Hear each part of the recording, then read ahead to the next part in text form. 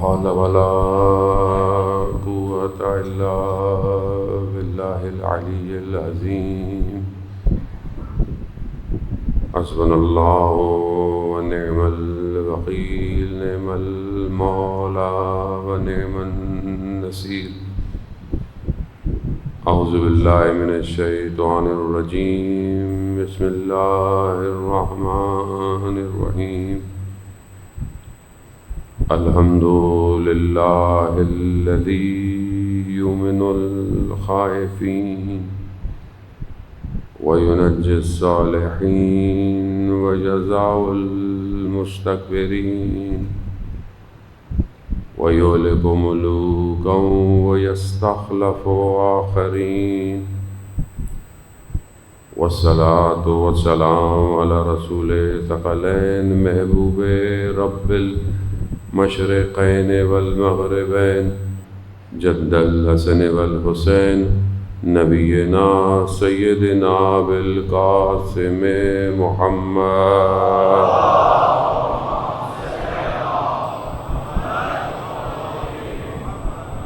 وعلى آله الطيبين الطاهرين المعصومين، لا سيما بقية الله في الأرضين. روحي وأرواحنا لتراب مقدم الفداء، ولعنة الله على أعدائهم أجمعين. بسم الله الرحمن الرحيم. رب اشرح لي صدري ويسر لي أمري واحلل عقدة من لساني يفقهوا قولي. أما بعد، فقد قال سبحانه وتعالى في كتاب الحكيم والقرآن المجيد: إن الذين تولوا منكم يوم التقى الجمعان إنما استزلهم الشيطان ببعض ما كسبوا. صلوات بید محمد وآلہ.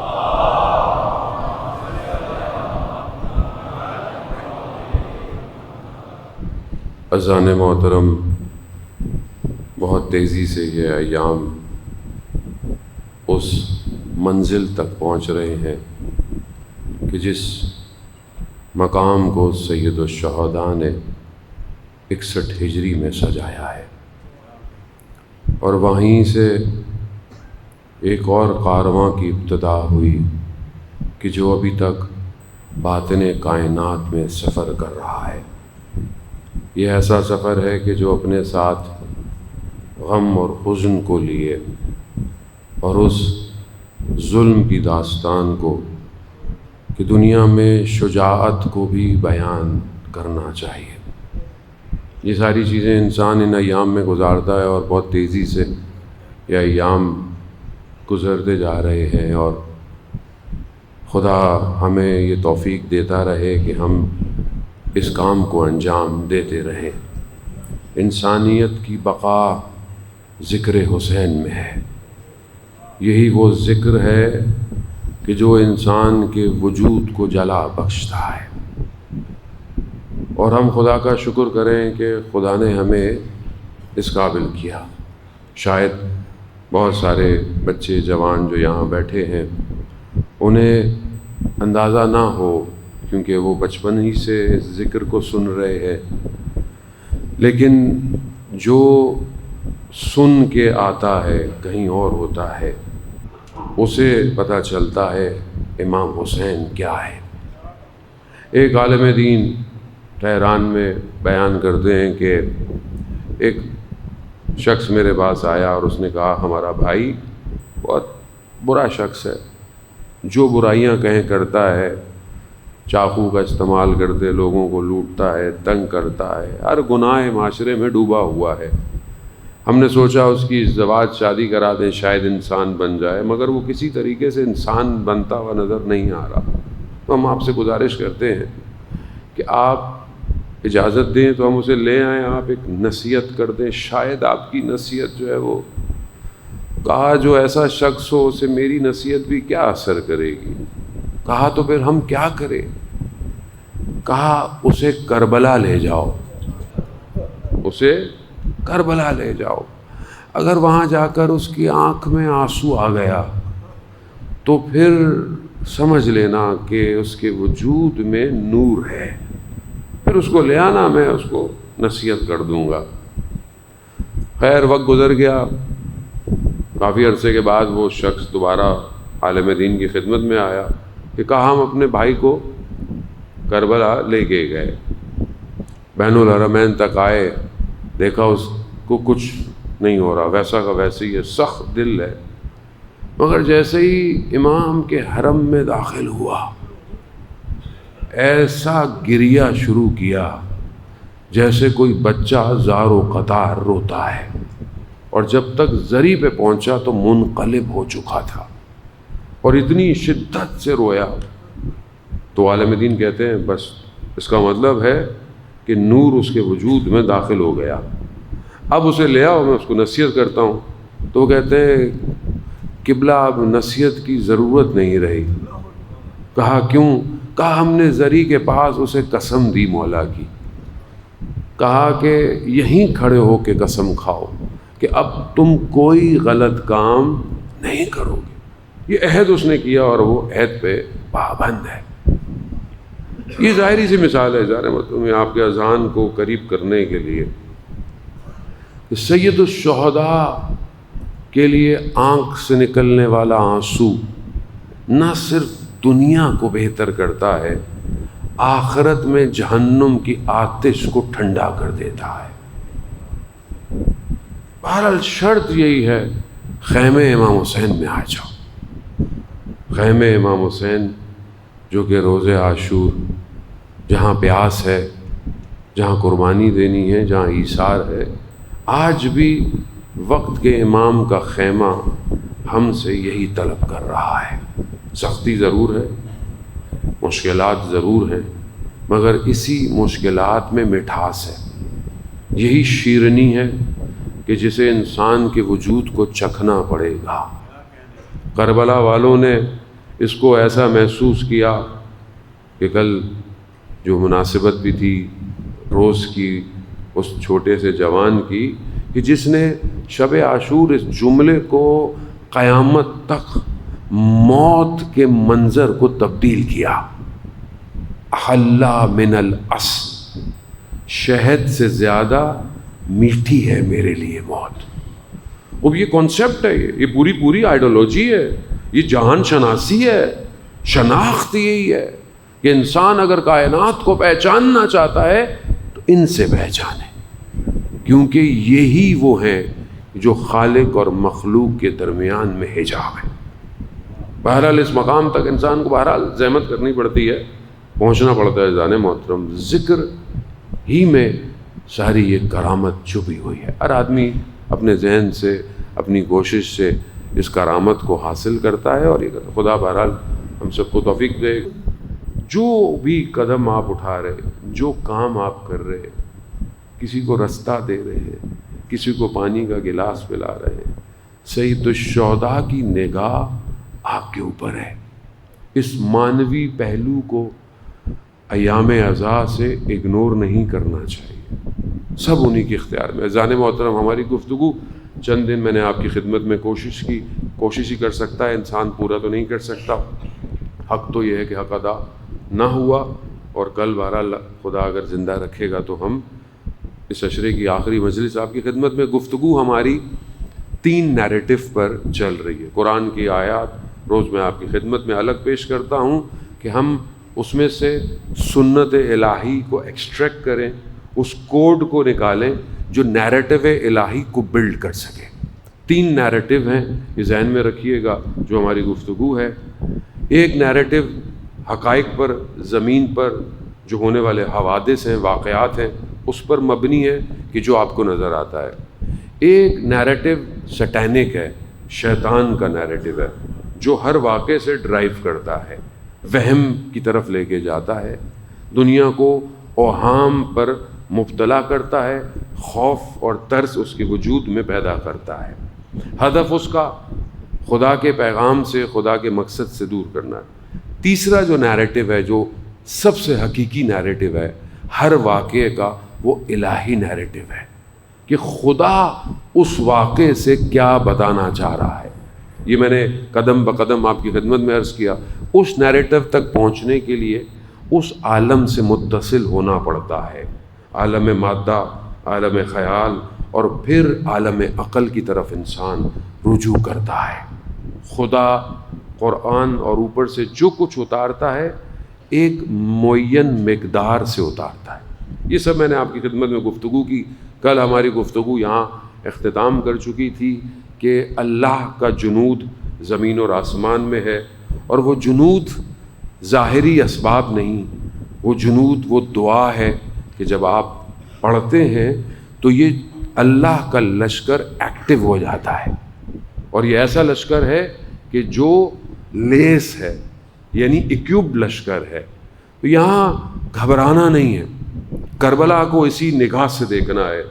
ایک حقائق ہیں، کچھ لوگ آئے، حاکم وقت نے ان کو ختم کیا، نیریٹو ہے، لوگوں نے اس کو انٹرپریٹ کیا کہ 2 شہزادوں کی جنگ تھی، فلانی جنگ تھی، یہ جنگ تھی۔ شیطان نیریٹو کیا بلند کرتا ہے کہ حاکم وقت کے خلاف بغاوت ہے، فلانا ہے، شیطانی نیریٹو ہے۔ الہی نیریٹو حسین وارث انبیاء ہے، حسین الہی نظام کا نمائندہ ہے، خود نظام الہی ہے حسین، اور اس کو قیامت تک کے لیے بچھانے کے لیے، تعین کرنے کے لیے، روشن کرنے کے لیے کربلا آیا ہے۔ تو اسی پر بہرحال عزیزان محترم کل میں نے آپ کی خدمت میں پیش کیا ساری چیزیں۔ آج میں آپ کی خدمت میں صدر اسلام کی چند جنگوں کو پیش کرنا ہے کہ جس سے ہم اس الہی نیریٹو کو ڈرائیو کر سکیں۔ پہلی جنگ جنگ بدر ہے، یا پہلی جنگ پہلی جنگ جنگ بدر ہے، جنگ بدر ہے۔ کل میں نے قرآن کی آیت آپ کی خدمت میں عرض کی نا، پروردگار کہتا ہے، کیا کہتا ہے کہ اسباب مہیا کرو، یعنی اپنے آپ کو تیار کرو، مگر اپنے اسباب پہ ڈیپینڈ مت کرو۔ اسباب مہیا کرو لیکن ڈیپینڈ نہیں کرنا۔ ڈیپینڈ کون کرتا ہے؟ جو مادہ پرست ہے، جو کافر ہے، وہ اسباب پہ ڈیپینڈ کرتا ہے۔ الہی لشکر اسباب کریٹ کرتا ہے، ڈیپینڈ نہیں کرتا۔ جنگ بدر بڑی پرومیننٹ ایگزامپل ہے اس کے لیے، بہت زبردست ایگزامپل ہے۔ قرآن کی آیتیں پے در پے اس کو ریویل کر رہی ہیں۔ کیا کہا جنگ بدر میں آپ جانتے ہیں؟ کتنے مسلمان ہیں؟ 313 مسلمان، 70 اونٹ ہیں، ایک گھوڑا ہے، اور زریں بھی زیادہ نہیں ہیں، 8 تلواریں ہیں۔ یہ ہے ادھر 1000 کا لشکر ہے، تقریباً 700 اونٹ ہیں، 200 گھوڑے ہیں، 600 زرہ پوش سوار ہیں۔ ظاہری اسباب کتنے ہیں؟ ادھر کیا ہے؟ ایک تو نئے مسلمان ہیں، نئے مسلمان ہیں نا۔ ابھی آپ کوئی چیز نئی کوئی چیز لے کر آئیں تو بندہ نئی کمپنی کوئی معذرت کے ساتھ ذہن کو قریب کرنے کے لیے، ورنہ برا مت مانیے گا، کوئی نئی پروڈکٹ لانچ ہو تو لیتے ہوئے ڈرتے ہیں، تھوڑا 4-5 کو لینے دیں، تھوڑا ریویو آنے دیں، پتہ نہیں کہیں فیل ہو جائے۔ الیکٹرک لے تو لیے، پتہ نہیں کہیں بند نہ ہو جائے۔ وہ یہ ہے نا انسان، لیکن آہستہ آہستہ انسان کرتا ہے۔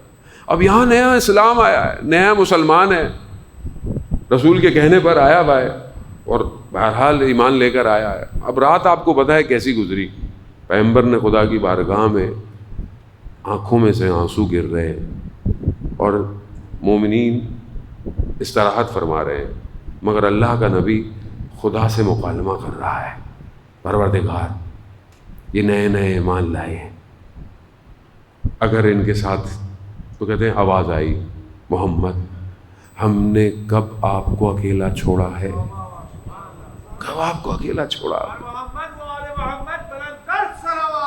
اللہم صلی علی محمد، ہم نے کب آپ کو اکیلا چھوڑا؟ کیا ہوا؟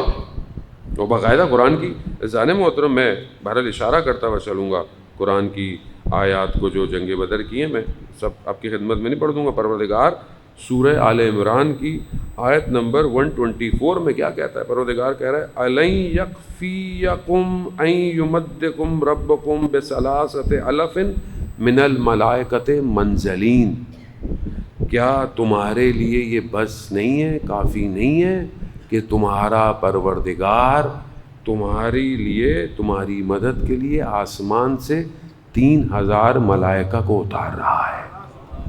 قرآن ہے، آج قرآن ہے، قرآن کہہ رہا ہے تمہارے لیے کافی نہیں ہے، وہ کافی ہے، بھیج رہے ہیں. وہ اذان محترم، پھر اس کے بعد سامنے آپ کے سامنے جنگ بدر میں کون سا وہ اے آئی کا پرومپٹ تھا جس کی وجہ سے جنگ بدر جیت گئے. پرومپٹ چاہیے نا، آج دنیا پرومپٹ میں آپ دیکھیں نا، وہ کرسر کمپنی، وہ ایک پاکستانی لڑکا بھی ہے اور ایک انڈین بھی لڑکا، جنہوں نے MIT کے اسٹوڈنٹس ہیں، آپ سب جانتے ہیں ماشاءاللہ. چھوٹی سی کمپنی کرسر کام کیا کرتی تھی کہ if you don't know the prompt just tell that application, آپ اس ایپلیکیشن کو بتا دیں مجھے یہ پرومپٹ چاہیے، پرومپٹ بھی بنا کے دے رہا ہے وہ آپ کو. کتنے کی اس کی کمپنی آپ کو پتہ ہے؟ $60 بلین کی کمپنی ایلن مسک نے خرید لی، پرومپٹ بھی بنا کے دے رہا ہے. تو اب جو کائنات کا پرومپٹ دے رہا ہو، کائنات کا پرومپٹ بھی آپ کو نہیں بنانا، آپ کنیکٹ ہو جاؤ، پرومپٹ آپ کو مل جائے گا. خدا آپ کو دے رہا ہے پرومپٹ. جنگ بدر کا پرومپٹ کیا تھا؟ دعا، گریا، توسل کرنا، خدا کی بارگاہ میں نالے کرنا. خدا نے کیا کیا؟ 313 کو کامیابی دے دی. کفار جن کے ایک وقت کے کھانے میں 7-8 اونٹ استعمال ہوتے تھے، اس طاقت کے ساتھ کافروں کو نابود کر دیا. آپ کے سامنے جنگ. وہ الگ بات ہے کہ جتنے ملائکہ اترے تھے ان کی شکل صرف ایک سے ملتی تھی.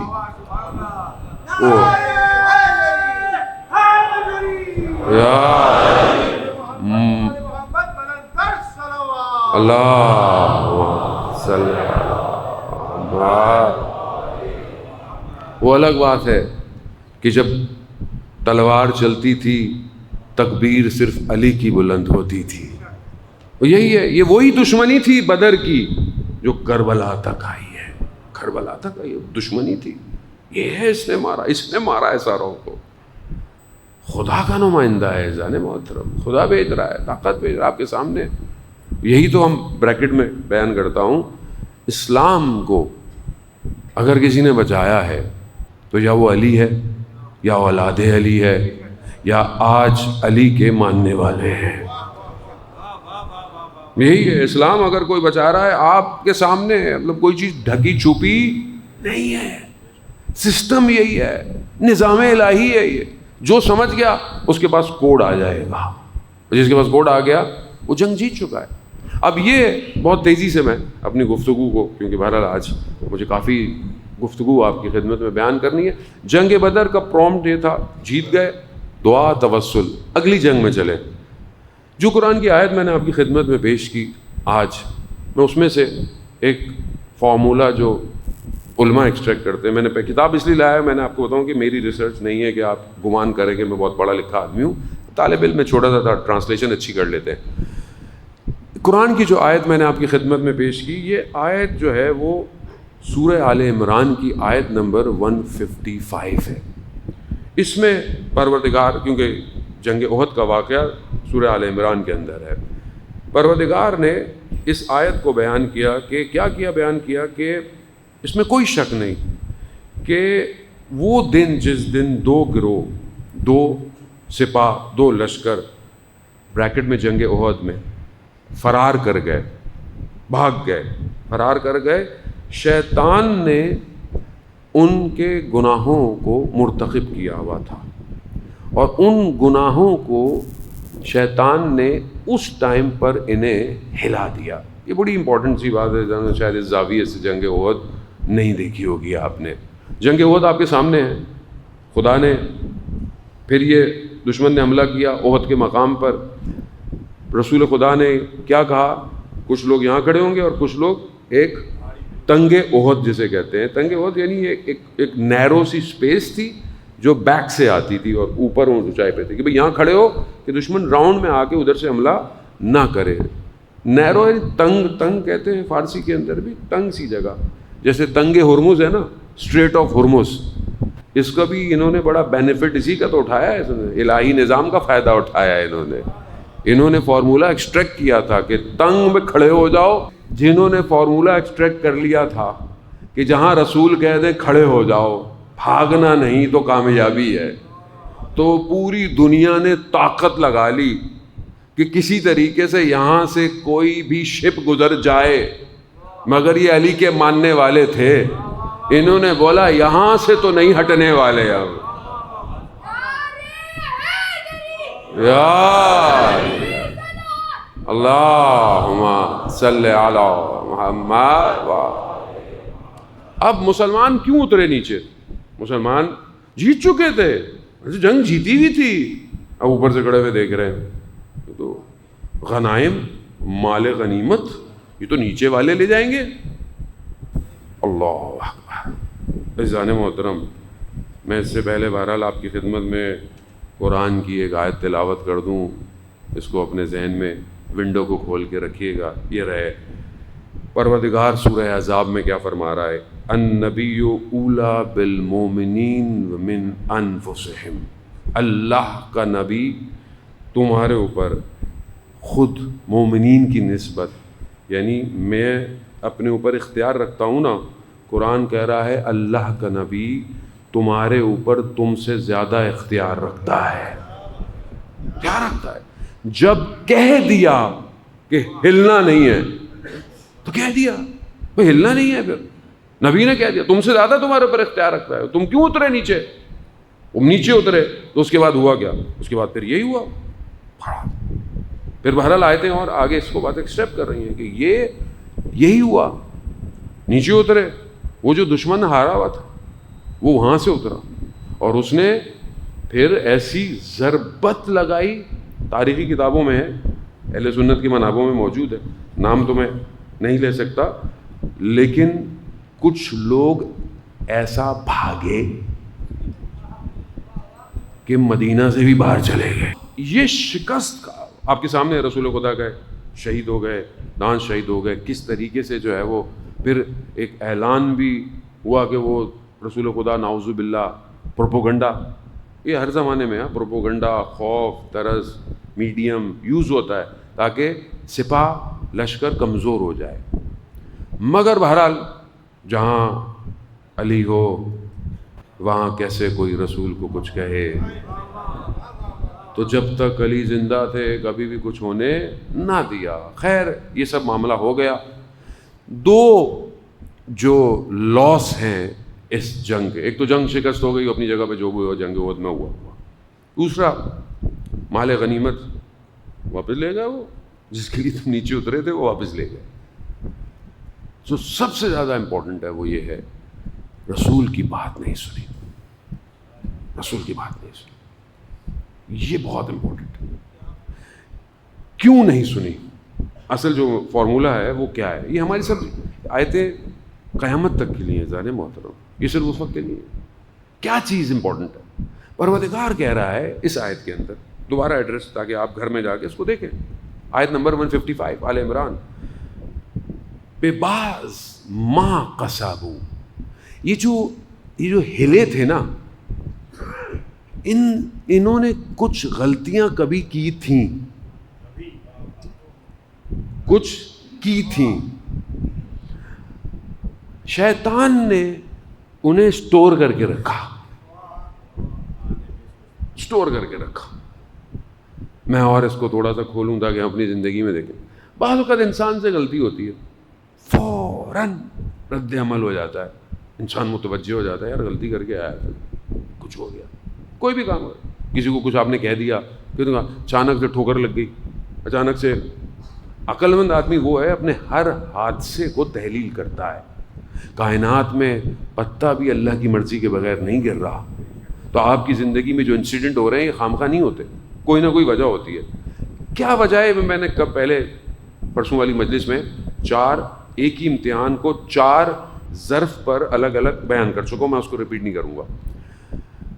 انسان غلطی کرتا ہے، کچھ نہیں ہوتا، خدا نہ خواستہ نعوذ باللہ گناہ کرتا ہے، کچھ نہیں ہوتا.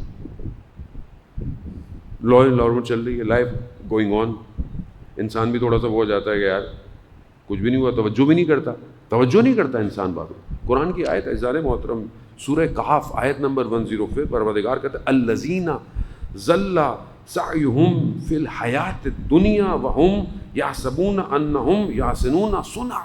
پروردگار کہتا ہے کہ کچھ لوگ اپنی زندگی میں کوششیں کرتے ہیں اور ان کی زندگی کی دنیا جو ہے وہ خالی ہو رہی ہوتی ہے اور وہ یہ خود سمجھ رہے ہوتے ہیں کہ وہ اچھا کام کر رہے ہیں, یعنی کر رہے ہیں زندگی میں کام, لیکن ان کو نہیں پتا ہوتا کہ وہ دنیا کے لیے کر رہے ہیں اور ان کی اپنی چیز خالی ہو رہی ہے اور وہ سمجھتے ہیں وی آر ڈوئنگ گڈ, ہم تو اچھا کام کر رہے ہیں. شیطان اس کام کو سٹور رکھتا ہے اور موقع کے تلاش میں ہوتا ہے کہ جہاں آپ اپنی زندگی کا کوئی امپورٹنٹ ڈیسیجن لینے والے ہیں نا, یہ اس لغزش کو, اس لرزے کو, اس ضعف کو, کمزوری کو آپ کے لیے پیش کر دیتا ہے آپ کی زندگی میں. یہ قانون ہے. شیطان خود کہاں لرزش کھائی؟ شیطان آپ کے سامنے عابد ترین لغزش کھا گیا. ایک ہی لغزش تھی, انانیت. پہلا گناہ علامہ طباطبائی تفسیر المیزان میں بیان کیا کرتے ہیں, پہلا گناہ جس کی وجہ سے شیطان راندا گیا, نکال دیا گیا, پہلا گناہ کیا تھا؟ انا پرستی تھی. ساری گناہوں کا جڑ انا پرستی ہے. میں خلقتنی من نار, مجھے آگ سے پیدا کیا. یہی سب سے بڑا گناہ, جہاں لغزش کی گیا, ایسا گیا کہ سب کو لے کے جا رہا ہے. آج اس لیے کہتے ہیں اخلاقی بحث ہے, روایات بھی یہی کہتی ہیں, اگر گناہ ہو جائے, غلطی ہو جائے تو سب سے پہلے پشیمان ہوا کرو. غلطی انسان سے ہو سکتی ہے, انسان ہے, انسان غلطی کر سکتا ہے, گناہ کر سکتا ہے. پشیمانی بہت ضروری ہے. اگر انسان شرمندہ نہ ہو تو پھر گناہ ملکہ بن جاتا ہے اور آہستہ آہستہ اس مقام پہ لے جاتا ہے کہ آپ کے سامنے بنی اسرائیل کے حضرت موسیٰ علیہ السلام کے دور میں ایک شخص مستجاب الدعوت تھا, دعا کرتا تھا, لوگ اس کے بعد دعا کے لیے آتے تھے, مگر اسے یہ پسند نہیں تھا کہ کوئی اس سے بہتر ہو. اس کی اس چیز کو فرعون نے فائدہ اٹھایا کہ جب حضرت موسیٰ نے کہا نا تو اس کو کہا بھائی تمہارا مقام تو بہت بڑا ہے, تم ہو سب سے بہتر ہے. تو کیا کیا؟ اللہ کے ولی کے مقابلے میں آ گیا. تو یہ جو غلطی سٹور تھی اس کو شیطان نے وہاں ایکٹیویٹ کیا اور سپاہ نے اس جگہ کو چھوڑ دیا. ایسا نے جن کے اندر ذرا بھی پرابلم تھی وہ کربلا نہیں پہنچے. بڑے بڑے لوگ تھے, خط لکھنے والے لوگ تھے, امام کو بلانے والے لوگ تھے. آپ بہت سی چیزوں کا تو ویکیبلری کو استعمال بھی نہیں کر سکتے, ایف آئی آریں کٹ جاتی ہیں انسان کے اوپر. ایسے لوگ تھے. کیوں؟ کیا چیز تھی؟ Some thing happen in past, store ہوئی ہے, باہر نکلے گی تباہ کر دے گی زندگی. اور خدا نہ کرے زندگی کے ایسے مرحلے پر آپ کے سامنے ظہور کرے وہ گناہ کہ آپ کی تھوڑی سی زندگی کو برباد کر کر آپ کی آخرت کو بھی برباد کر دے. خطرناک ہے. اس لیے روایات میں کہ کسی گناہ کو چھوٹا گناہ مت سمجھو, اور کسی چھوٹی نیکی کو, چھوٹی نیکی ہو سکتا ہے یہ چھوٹی نیکی بچا کے لے جائے, اور ہو سکتی ہے یہ چھوٹا سا گناہ جہنم میں لے جائے. بہرحال یہ تو یہ فارمولہ تھا جنگ احد. اب 2 جنگیں آپ کی خدمت میں نے بیان کر دی. پہلی دار و نیاز سے. اب انہوں نے کیا کیا؟ شرمندہ ہوئے, یہ 2 غلطیاں ان کو پتہ چل گئی, انہوں نے اپنے آپ کو مضبوط کیا. اس کے فوراً بعد جو ہے ایک اور جگہ پر دشمن نے کیا سوچا, جو کفار مکہ تھے قریش, تو انہوں نے کیا کہا کہ بھائی ابھی تو مسلمان کو ضربت لگی ہے, ایک اور حملہ کرو اور ان کو ختم کر دو. وہ ایک مقام تھا کہ جہاں پر جنگ حمراء الاسد ایک مقام تھا, وہاں پر جنگ کے لیے یہ جمع ہو گئے, ایک بڑی تعداد میں جمع ہوئے. تو انہوں نے بولا کہ بس یہاں سے ہم ان کو حملہ کریں گے, ان کو ختم کر دیں گے. اب یہ خبر جب پیغمبر کو پہنچی, احد کے زخمی تھے لوگ, یعنی حالت ابھی وہ تھی, اس کے باوجود بھی رسول خدا نے بولا کہ جو لوگ بھاگیں وہ تو بالکل بھی نہ آئیں, بالکل نہ آئیں, جو لوگ کھڑے رہے تھے وہی لوگ آئیں, حالانکہ زخمی تھے. ان کو لے کر گئے. اذان محترم میں بہرحال وہ خاتون کا ذکر کروں کہ بہرحال قرآن جو ہے جب ان کے لیے آیات نازل کرتا ہو تو ہماری کیا مجال ہے ان کا ذکر نہ کرے. ایک خاتون تھی نصیبہ کہ جو مجروح ہو گئی, زخمی ہو چکی تھیں, پھر بھی جب پیغمبر نے کہا چلو تو اس حالت میں بھی وہ نکلی, مگر اس جراحت کی وجہ سے وہ کہتے ہیں بے ہوش ہو گئی, یعنی ان کی ہوش چلی گئی.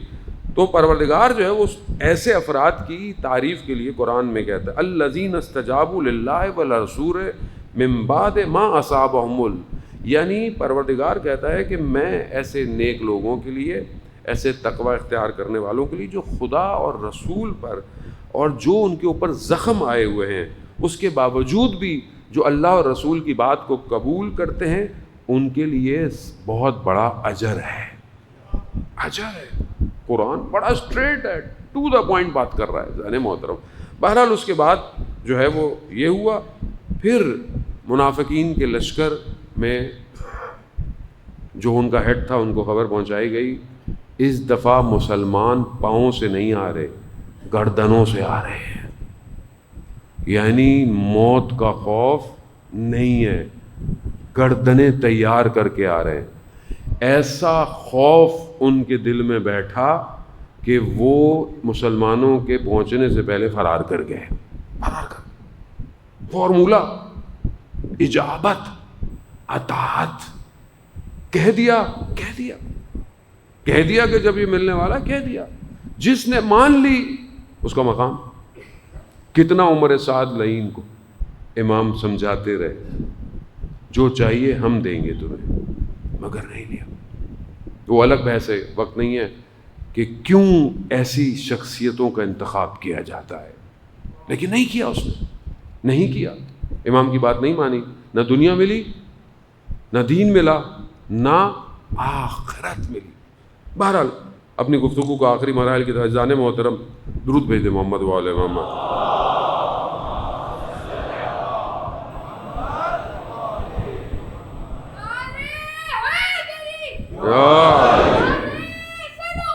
اللہم صلی علی محمد. عزیزان محترم, تاریخ دو ہے, ایک الہی تاریخ ہے, الہی نیریٹو ہے, ایک تاریخ قدسی ہے.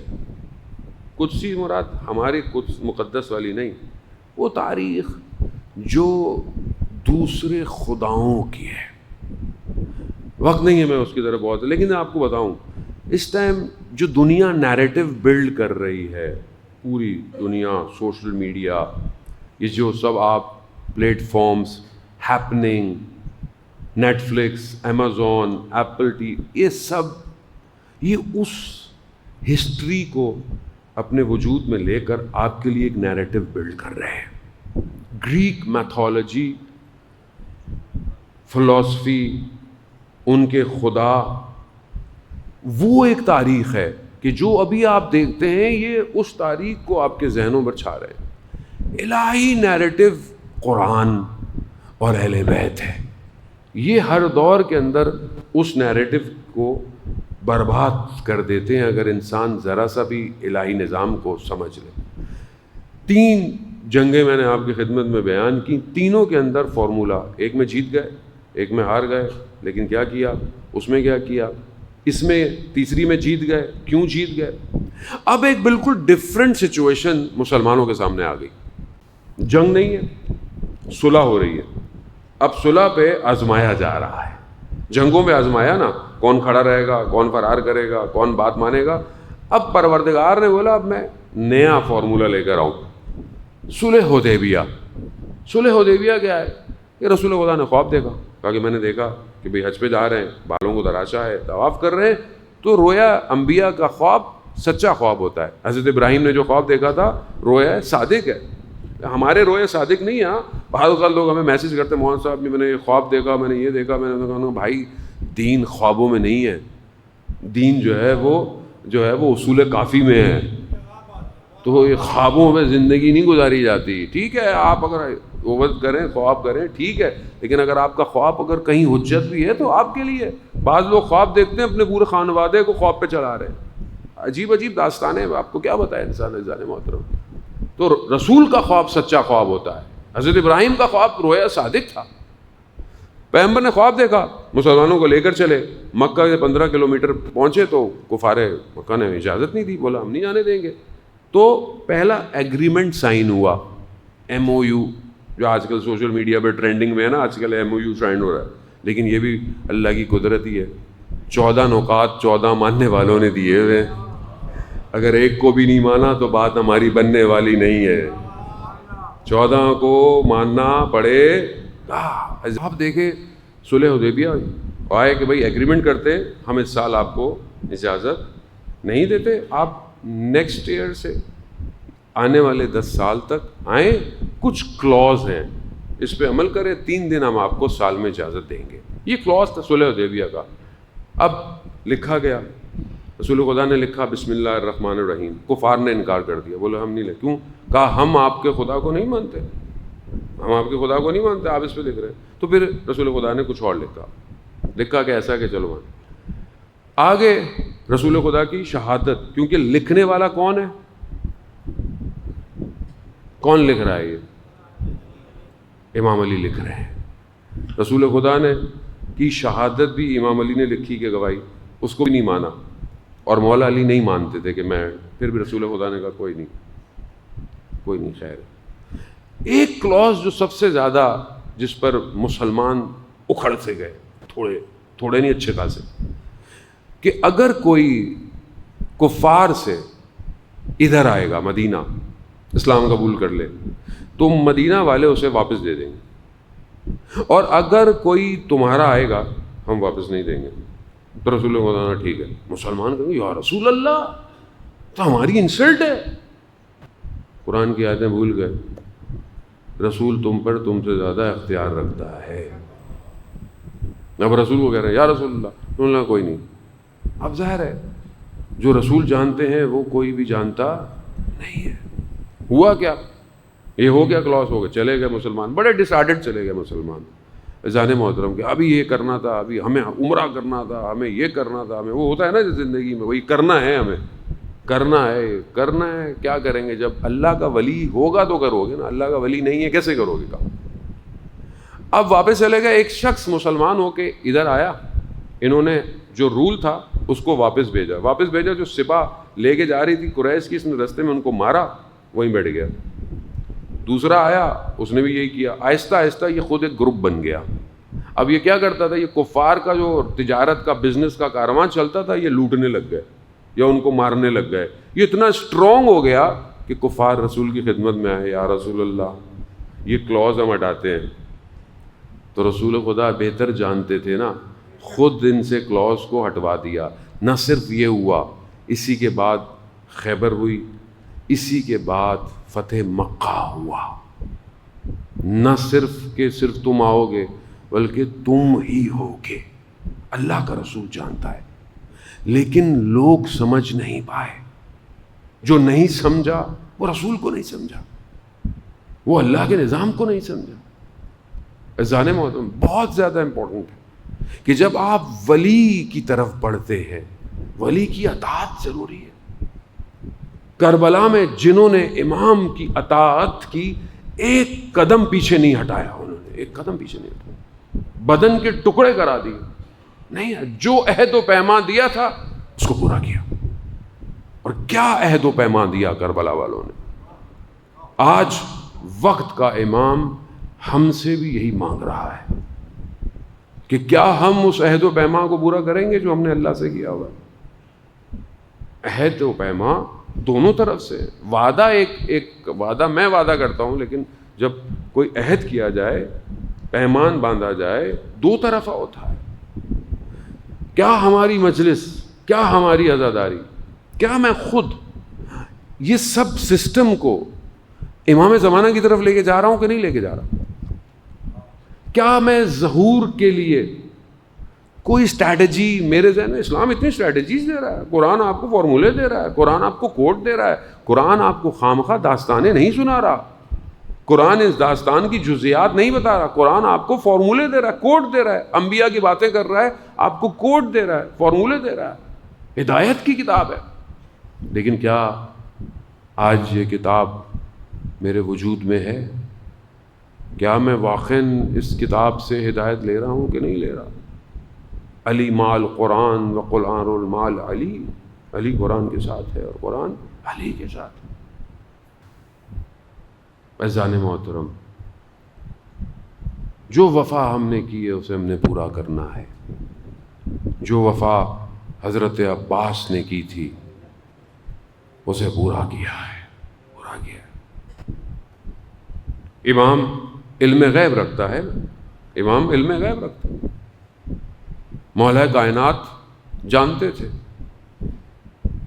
کہ جب اپنے بھائی کی طرف رجوع کیا جناب عقیل کی طرف تو کیا کہا؟ عقیل ایسے گھرانے میں میری شادی کراؤ جو بہادر ہو، تاکہ جو فرزند پیدا ہو وہ بہادر ہو۔ علم رکھتے تھے امام۔ جناب ام البنین سے ازدواج ہوئی، کہتے ہیں بیٹا پیدا ہوا، سفید پارچے میں لا کر امام کی خدمت میں دیا گیا۔ امام نے نام عباس رکھا، عباس۔ کہتے ہیں امام نے اس سفید کپڑے کو ہٹا کر حضرت عباس کے شانوں پہ بوسے دیے۔ علم غیب رکھتا ہے، جانتا ہے میرے بیٹے کے بازوؤں کے ساتھ کیا ہوگا۔ بڑے ہو رہے ہیں امام حسین کے زیر سائے، بڑے ہو رہے۔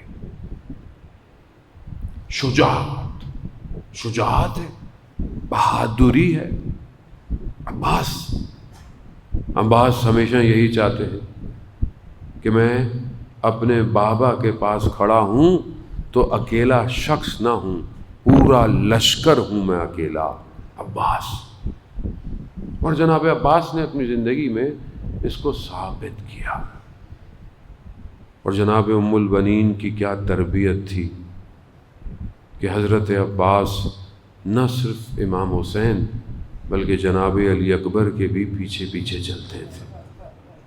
تربیت تھی اذان محترم۔ کوفہ، شب 21 محرم، رمضان، مولا کا آخری وقت ہے۔ امام نے امام حسن کے ہاتھ میں سب کا ہاتھ دیا۔ کہتے ہیں غشی سی آئی تو دیکھا کوئی سسکیوں کی آواز آ رہی ہے۔ آنکھ کھلی، جناب ام البنین حضرت عباس کا ہاتھ لیے کھڑی ہے۔ کہا ام البنین کیا ہو گیا؟ کہا آقا میرے بیٹے عباس سے کوئی غلطی ہو گئی۔ کہا سب کا ہاتھ آپ نے امام حسن کے ہاتھ میں دیا، میرے بیٹے کا ہاتھ نہیں۔ کہا حسین کو بلاؤ۔ امام حسین کو بلایا، ایک طرف امام حسین کو بٹھایا، ایک طرف حضرت عباس کو بٹھایا۔ عباس کا ہاتھ حسین کے ہاتھ میں دیا۔ کہا حسین، عباس کون ہیں آپ کے؟ کہا بابا بھیا، بھائی ہیں میرے۔ کہا عباس آپ کے لیے حسین کون ہے؟ کہا میرے آقا ہے۔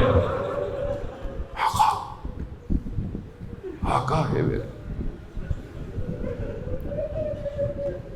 کہا عباس لا تشرب الماء، عباس پانی نہ پینا۔ امام نے کہا نا شریعے تک پہنچ جاؤ گے، پانی نہیں پینا۔ کس سے؟ اولاد حسین سے پہلے پانی نہ پینا عباس۔ بس یہ بات جناب عباس کے ذہن میں تھی۔ وقت گزر گیا، کارواں منازل طے کرتا کرتا کربلا پہنچا۔ کوئی مورخ، کوئی تاریخ دان، کوئی بھی راوی یہ نہیں لکھ پایا کہ کسی مقام پر جناب عباس نے امام حسین کو مشورہ دیا ہو۔ عباس خیمے لگا دو، لگ گئے۔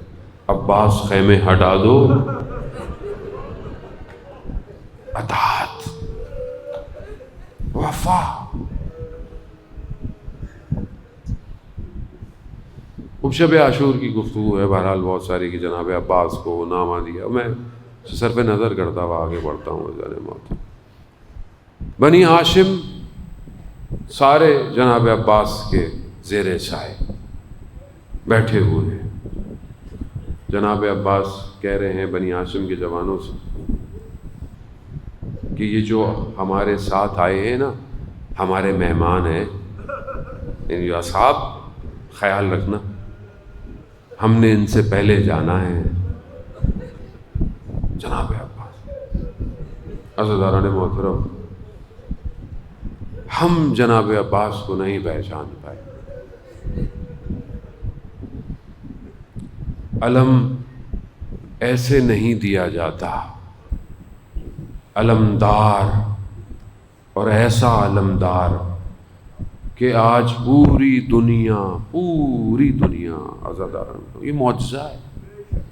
دشمن نے 2 بازو شہید کیے تھے، آج 8 محرم کو پوری دنیا میں نہ جانے کتنے بازو علم کو اٹھائے ہوئے ہیں. تو معجزہ ہے حضرت عباس. سب کچھ جناب عباس سے.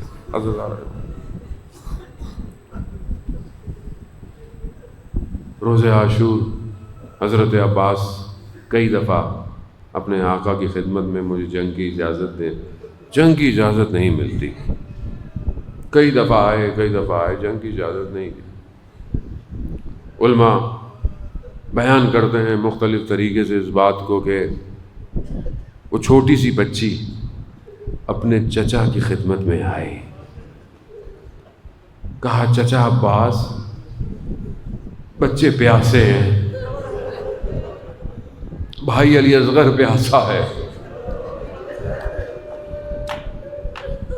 پانی مل جاتا. بس حضرت عباس کی آنکھوں میں ایک چمک سی آئی، وسیلہ مل گیا. کہا اگر اپنے بابا سے اجازت لے دے تو میں پانی لے آؤں گا. بس یہ سننا تھا. کہتے ہیں وہ بچی بابا کی خدمت میں گئی ہوگی، کہا چچا کو پانی لے کے جانے دے. علماء بیان کرتے ہیں امام نے کہا ہوگا حال دل ہے کہ بیٹی تمہیں اپنے بھائی کی پیاس کی فکر ہے، میرا بھائی گیا تو واپس نہیں آئے گا. اجازت ملی، امام نے اجازت دی. مقاتل بیان کرتے ہیں امام نے کہا عباس میری طرف سے اجازت ہے، پانی لے آؤ. لیکن جناب زینب کا بھی تم پر حق ہے، جاؤ ان سے بھی پوچھ لو. شہزادے کی خدمت میں جناب عباس گئے. ثانی زہرا فرماتی ہیں میرے بابا میرے ہاتھوں کا بوسہ لیتے تھے تو میں پوچھتی تھی بابا خیریت ہے؟ بیٹا وقت آئے گا ان ہاتھ میں رسیاں باندھی جائیں گی. میں سوچتی تھی جس کا عباس جیسا بھائی ہو،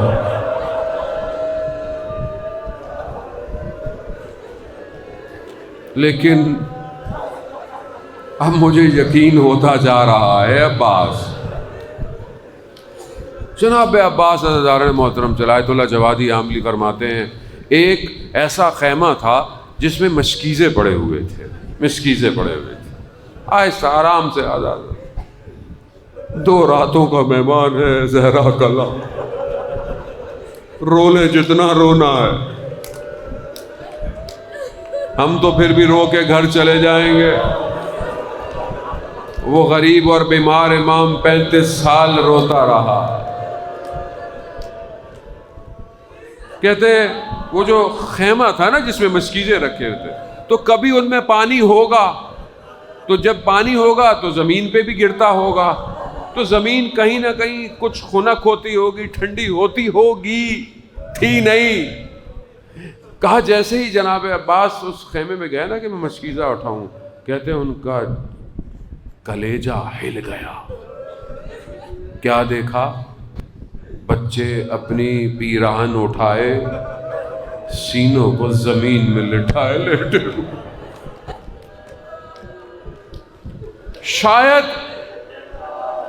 شاید زمین ٹھنڈی ہو.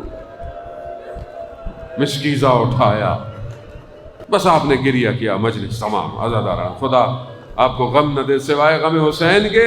عزاداران محترم، بڑھا جناب عباس بڑے دشمنوں کو واصل جہنم کرتے ہوئے. جنگ کی اجازت نہیں، پانی کی اجازت ہے. جو روکے گا جہنم جائے گا. روک نہ پایا کوئی عباس کو. جناب عباس پانی تک پہنچ گئے. مشکیزہ بھرا، ہاتھ میں پانی اٹھایا. بابا کی وصیت یاد آئی. عباس پانی تک پہنچ جاؤ گے مگر پانی پینا نہیں. بس یہ پانی کو چھوڑ دیا. عزاداران نے یہ آسان نہیں. بڑے بڑے رائٹروں نے، بڑے بڑے دانشوروں نے اس بات پہ لکھا ہے، اس کرامت انسانی کو کہ جو اپنے آقا کے ساتھ وفادار ہے، عہد تو پیما ہے. دوبارہ سوار ہوئے. مقصد کیا ہے؟ مشکیزہ خیموں تک پہنچ جائے. پوری توانائی جناب عباس. دشمن نے وار کیا، دایاں بازو شہید ہو گیا اور آگے بڑھے، بایاں بازو شہید ہو گیا. میں نے بہت آرام سے پڑھا اور آپ نے بہت آرام سے سن لیا. ام البنین کی کمائی ہے یہ. مشکیزوں کو اپنے وجود میں لیا. سواری بڑی تیزی سے منزل کی طرف. بیان کرتے ہیں جناب عباس کی نگاہ ہے کہ خیمے کتنی دور رہ گئے. دشمن نے دیکھا کہ کوئی طاقت جناب عباس کو روک نہیں پا رہی. کسی نے کہا یہ مشکیزہ ہے جو لے کے جا رہا ہے. وہ ایک ظالم تیر جو مشکیزے میں پیوست ہوا.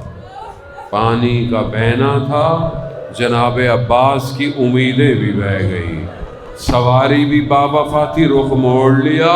رخ کا مڑنا تھا. تیر آنکھ میں پیوست ہوا. ہاتھ نہیں ہے جو تیر نکالے جائیں. کہتے ہیں سر کو جھکانے کے لیے ایک گرز آیا. علی کا لال زین سے زمین پر آیا. ہاتھ نہیں ہے، کیسے بدن کو روکا. مولا کو مدد کے لیے نہیں پکارا. کہا آقا میرا آخری سلام. امام زین العابدین بیان کرتے ہیں نا کہ جب چچا عباس گرے، میرے بابا نے اپنی کمر کو پکڑا. انکسر ظہری، میری کمر ٹوٹ گئی. عزاداران محترم، جب امام حسین کسی کے بدن پر جاتے تھے نا تو سیدھے جاتے تھے، خیموں کی طرف توجہ نہیں کرتے تھے. کیوں؟ کیونکہ عباس تھا. اب ایک نگاہ خیموں پر، ایک نگاہ بدن عباس پر. جناب عباس کے بدن پہ پہنچ، سر کو سرانے پر رکھا. نہ جانے کیسے تیر نکالا ہوگا، کیا گفتگو ہوئی. بس منزل کو آگے بڑھتا ہوں. کہتے ہیں امام حسین نے ایک شعر پڑھا، اس کا مفہوم آپ کی خدمت میں. امام کہتے ہیں عباس، وہ آنکھیں جو تم سے خوف رکھتی تھیں آج وہ سوئیں گی، اور وہ زینب کی آنکھ اب کبھی نہ سو پائے گی. عزاداران محترم، بس علم کو پکڑا، خیموں کی طرف جا رہے ہیں. بچے انتظار کر رہے ہیں کہ چچا عباس آ رہے ہیں، پانی آ رہا ہے. مگر کیا دیکھا؟ علم آیا، علمدار نہ آیا۔ بابا چچا کہاں ہے؟ کہا چچا نہر کنارے رہ گئے۔